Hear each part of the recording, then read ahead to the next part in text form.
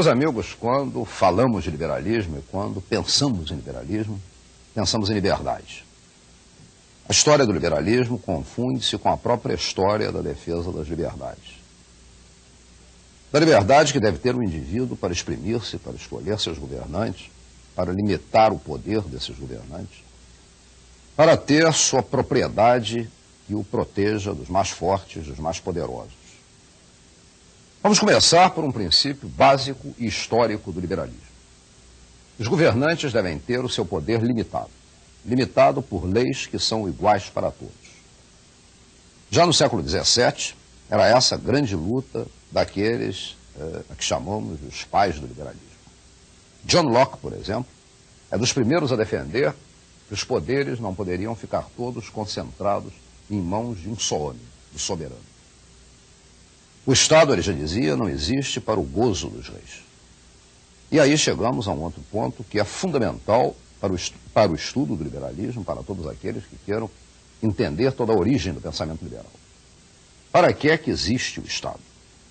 Locke, Milton, também vão dizer para garantir a liberdade e para garantir a propriedade. Ainda hoje, nós liberais pensamos assim.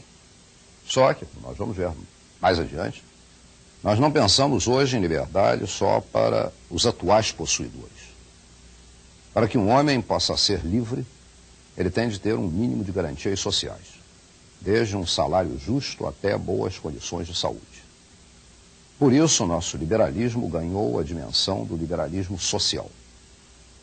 Nós também queremos que todos tenham acesso à propriedade, e não só os atuais proprietários. E por que isso? Porque a propriedade é fundamental para o exercício e para a garantia da liberdade. Mas, no fundo, meus amigos, nós estamos, como Locke, ou Milton, ou Spinoza, defendendo a tese de que o Estado deve assegurar a liberdade e a propriedade, sempre. Este é um pensamento básico, e logo no princípio nós precisamos lembrar disso. Este é um pensamento básico de todo o pensamento liberal. Um pouco mais tarde, vamos continuando a história, já no século XVIII, Montesquieu vai preocupar-se, o liberal Montesquieu, vai preocupar-se mais seriamente com a divisão de poderes do Estado, defendendo que devem ser separados os três ramos. O poder não se deve concentrar todo em mãos só de alguém. Alguns, então, lembra ele, devem fazer as leis. Outros executam as leis, não aqueles mesmos que fizeram as leis. Então, alguns fazem as leis, outros executam as leis e outros julgam. Assim, se impede a tirania, se impede a concentração de poderes.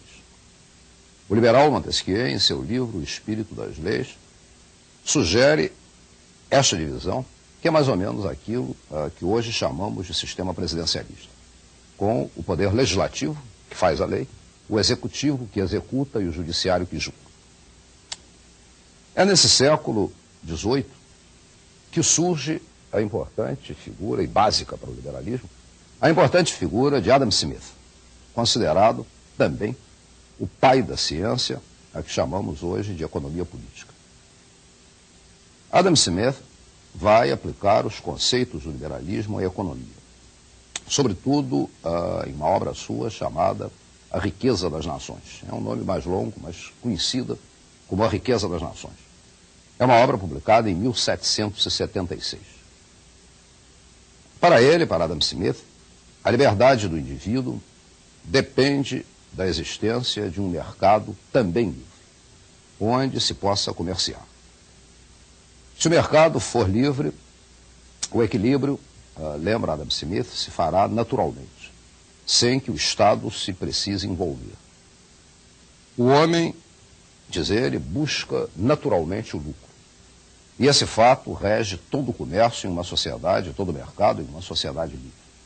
Assim, por exemplo, e vou citar um exemplo escolhendo um produto não de sua época, nem de seu país. Assim, se, por exemplo, vamos imaginar, o feijão ficasse muito caro. O Estado, para Adam Smith, não deveria envolver-se, porque naturalmente, como o feijão ficou caro, visando ao lucro, querendo mais lucro, os produtores vão plantar mais. E como ele está caro, os consumidores, evidentemente, vão comprar menos. Assim vai haver maior oferta e menor procura. A tendência natural será o preço do feijão cair. O contrário aconteceria também se ele ficasse muito barato. Ia se consumir mais, os produtores iam se retrair, porque o lucro seria menor, e o preço voltaria a ser normal. Para Adam Smith, isso se aplicaria a qualquer outra situação. Mas o século XVIII é especialmente rico para o liberalismo. A Constituição americana, que é de 1787, por exemplo, é um verdadeiro hino ao liberalismo. Estabelece a defesa do indivíduo, a sua proteção contra o Estado, e ali se consagra o princípio de que governantes devem ser eleitos pelo povo.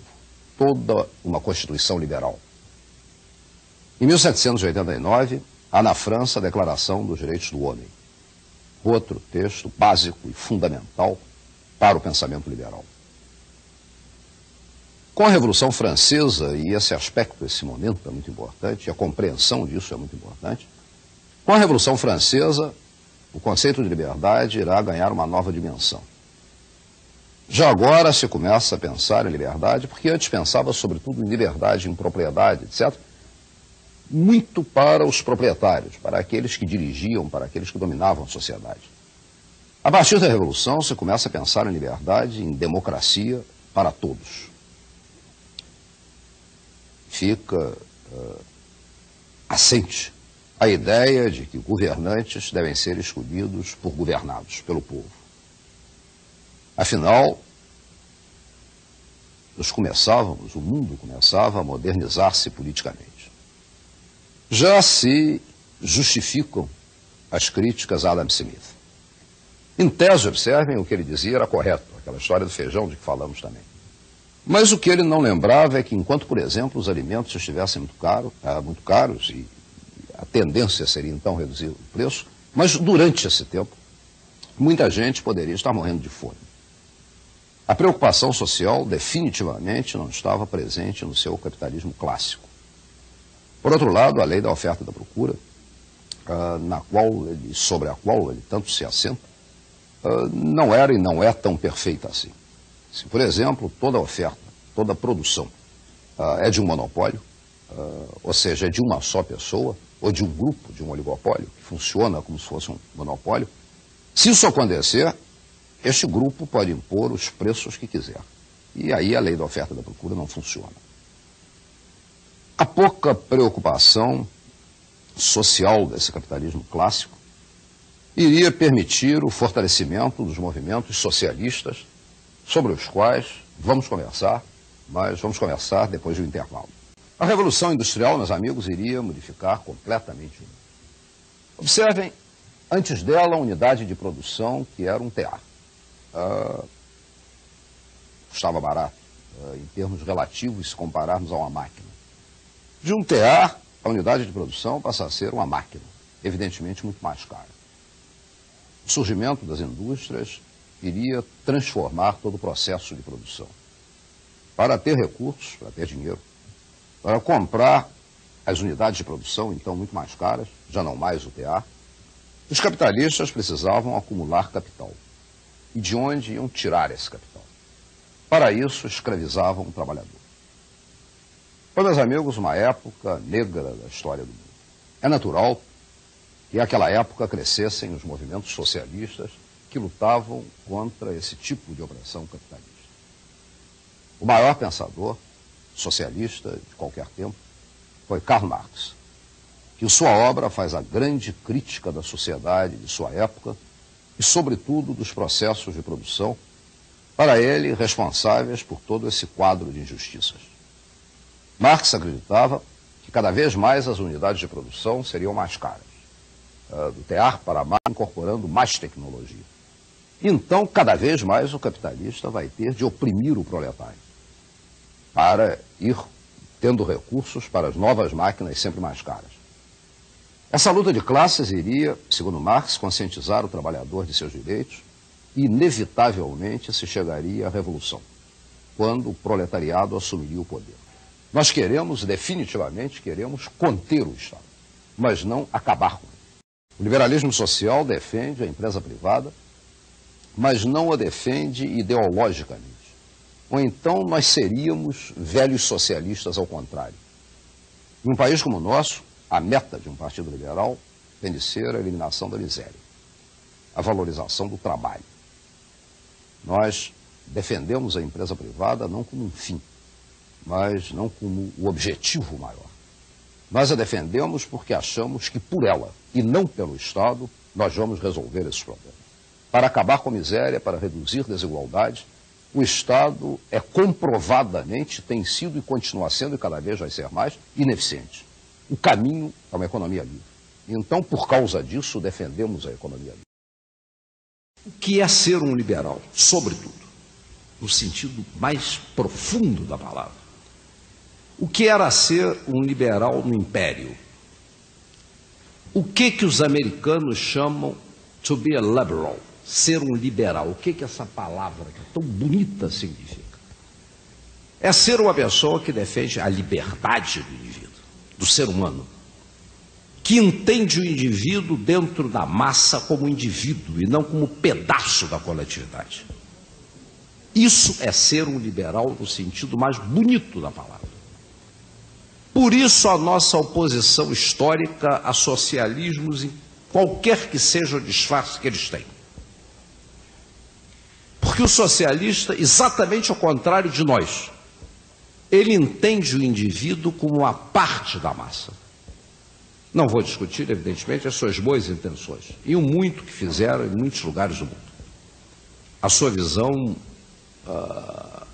social e humanitária do fato político, econômico, não discuto isso. Mas ele não entende o indivíduo como indivíduo, mas como parte de uma coletividade que ele está defendendo. E com isso, inevitavelmente, ele tende à escravização. Todos os regimes socialistas do mundo levaram a isso.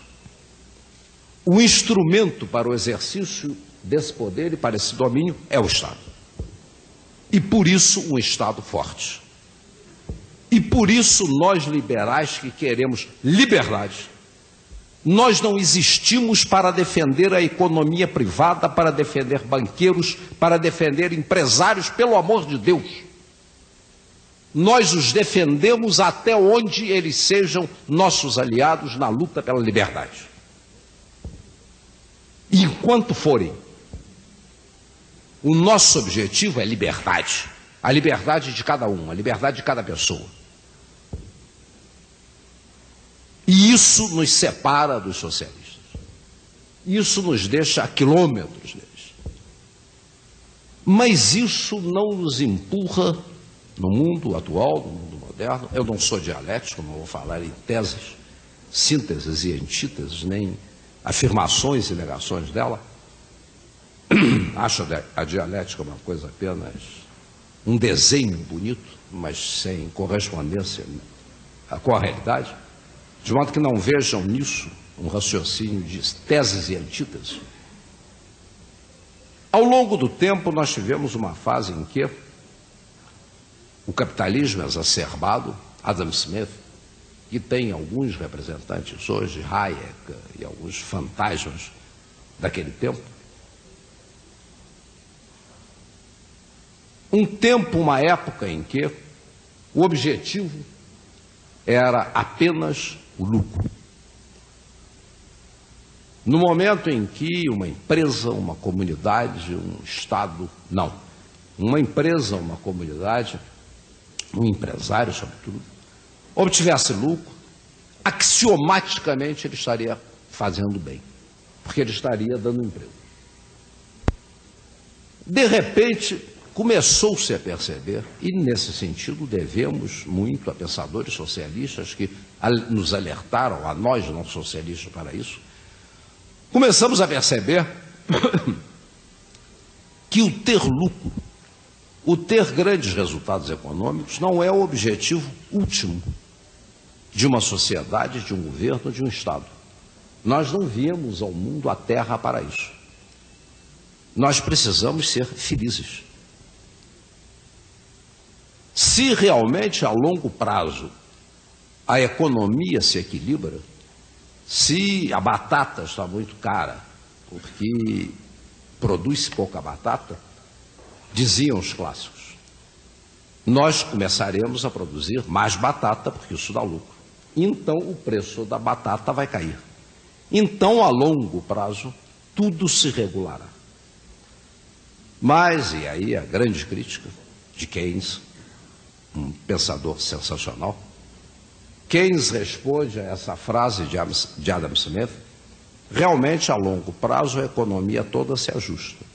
Mas, a longo prazo, nós todos estamos mortos.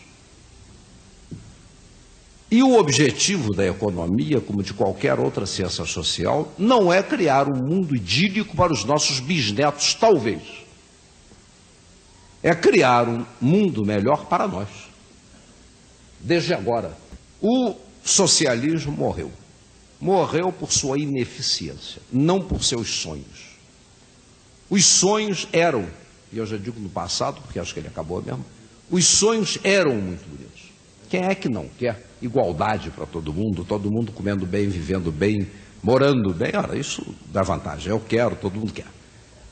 O que acontece é que os métodos pretendidos por eles, sobretudo a excessiva centralização em um Estado, e o Estado gerenciador desse passeio para a felicidade, esses métodos mostraram-se ineficazes. Por quê? Por razões não filosóficas, por razões práticas. Pela diversificação da economia moderna e pelo quanto essa economia se tornou complexa. Eu tive a oportunidade, não vou contar aqui, porque me prometi ser muito breve, muitos casos, mas tive a oportunidade algumas vezes, inclusive na União Soviética, de presenciar coisas sensacionais.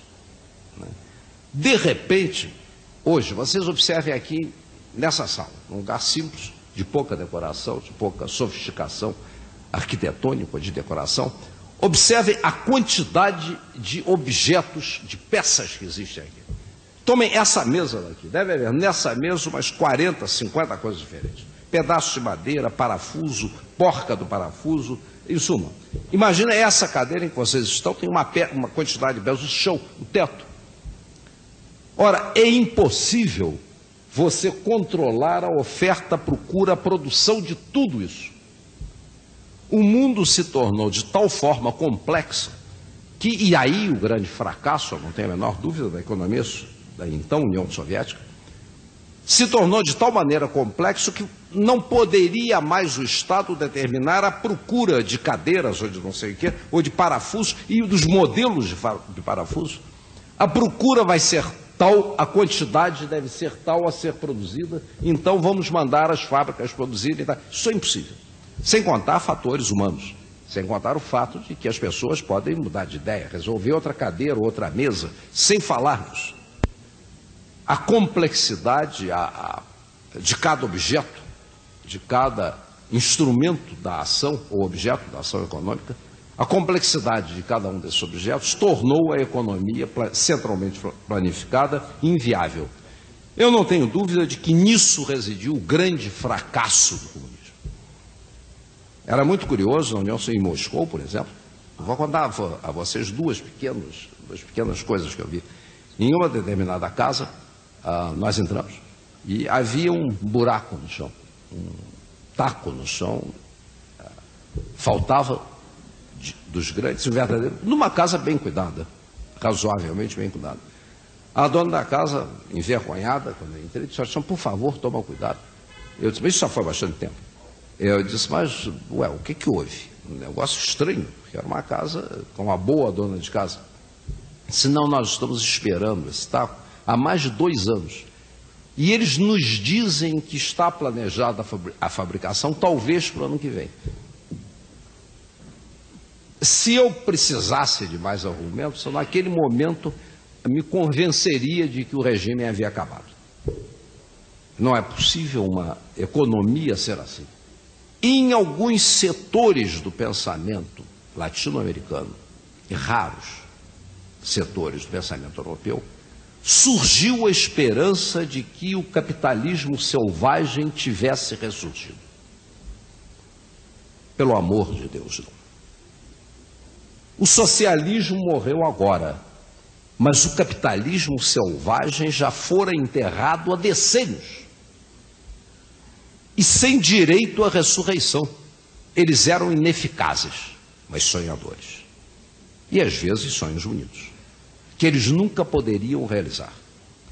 Nós vamos realizar os sonhos humanistas porque temos a eficiência que o sistema capitalista nos ensinou a ter. Eu não queria usar a palavra, mas acabo caindo nela, é a grande síntese, talvez. E isso é o liberalismo social. Práticas liberais, o exercício, a busca, a procura, a defesa da economia de mercado e da iniciativa privada, mas com visão social. Nós não acreditamos que nós não a defendemos por causa dela. Nós defendemos por causa do brasileiro que está morrendo de fome e desempregado. E nós acreditamos em uma economia assim porque ela vai empregá-lo e acabar com a fome. E no momento em que ela não faça isso, não a defendemos. Porque o nosso objetivo é ele. No momento em que nós acreditarmos que o Estado deva agir, e muitas vezes ele deve, pode e deve, para resolver esses problemas, então que haja. Não vamos nós, por uma frase, por um slogan, dizer não sempre ou sim sempre.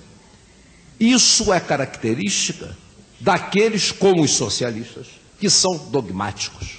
Nós não somos dogmáticos porque somos liberais. Um verdadeiro liberal está sempre pronto a ser convencido. Está sempre pronto a pensar amanhã diferente do que ele pensava ontem. Porque alguém lhe convenceu de uma coisa melhor. E se somos liberais, estamos dispostos a chegar aqui e dizer, olha, eu honestamente pensava isso, mas me convenceram, agora acho isso. Está disposto a ouvir qualquer sugestão, qualquer enriquecimento às suas ideias, porque ele não tem dogmas, sobretudo em economia. E um político, somos todos, um militante liberal, tem não só a obrigação de formular assim o seu raciocínio, a sua cabeça, de ter uma cabeça liberal. Não adianta nós dizermos somos liberais e pensarmos dogmaticamente como os socialistas pensam. Se nós somos assim, vamos nos debruçar na realidade e olhar o que acontece pelo mundo inteiro.